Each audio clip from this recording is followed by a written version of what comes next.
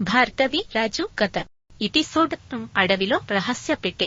బంగారు నాణం రహస్యాన్ని ఛేదించిన తర్వాత గ్రామంలో భార్గవి రాజు పేర్లు మార్మోగాయి. ఒకరోజు గ్రామానికి వచ్చిన ఓ వృద్ధుడు అడవిలో ఒక పురాతన పెట్టె ఉంది, దాన్ని నిజాయితీ గలవాళ్ళు మాత్రమే తెరవగలరు అని చెప్పాడు.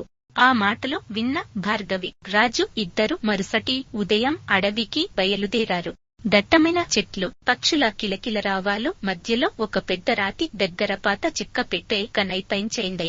పెట్టెపై ఇలా రాసి ఉంది: స్వార్థం లేని మనసే నిజమైన తాళం చెవి. రాజు బలంగా లాగినా పెట్టె తెరుచుకోలేదు.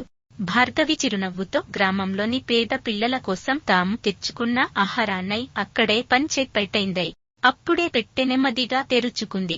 అందులో బంగారం లేదు, కానీ ఒక పురాతన పటం, ఒక వెండి తాళం చెవి, ఇంకా ఒక సందేశం ఉన్నాయి. ఈ పటాన్ని అనుసరించిన వారికి గ్రామాన్ని కాపాడే గొప్ప రహస్యం తెలుస్తుంది.